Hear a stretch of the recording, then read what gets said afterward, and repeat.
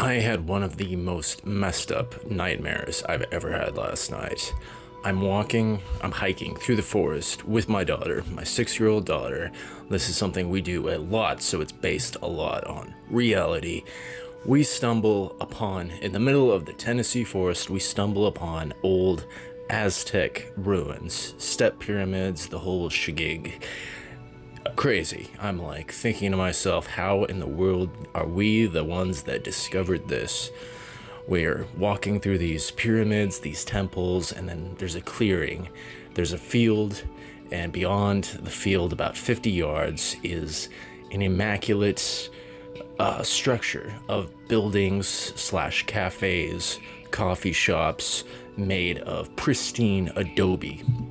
We go inside. There's a lot of people inside, nice music playing. I mean, visually, aesthetically, it's the colors and everything. I mean, there's art on the walls. Everyone's wearing Art Deco, Norman Rockwellian style clothes, 1950s style. I dig it. This is a cool place. I'm thinking to myself, how is it that I didn't know this was here? And so we're looking around, we're exploring, and we get into these long hallways that are very well decorated. There's music playing through the hallways, but it starts to become like a maze.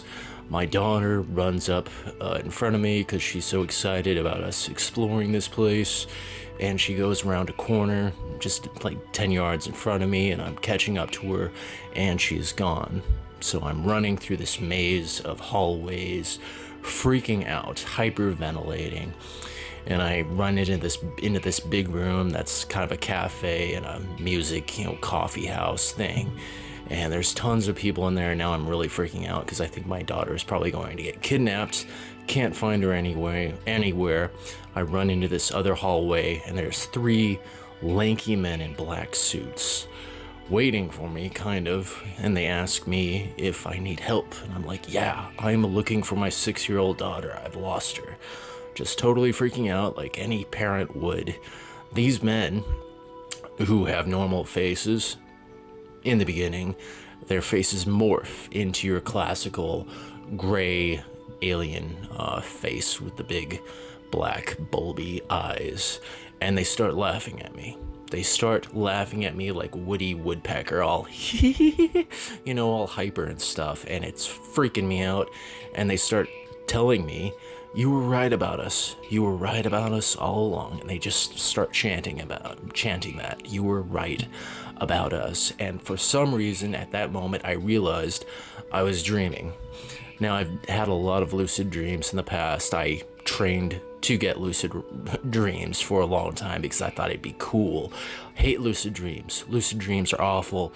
Do not try to have them. They're so bad.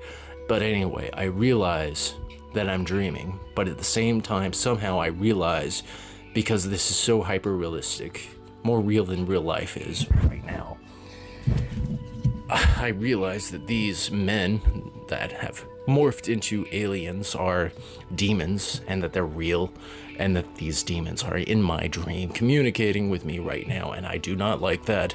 So I lay down on the floor, and I try and position myself on my back where I think my body is in my bed.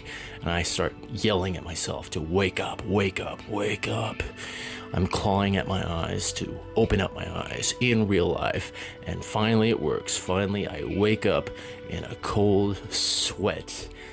And I mean, I think I actually know the scientific explanation for what happened. I think my pineal gland released a little DMT in my sleep, and DMT is a horrible thing.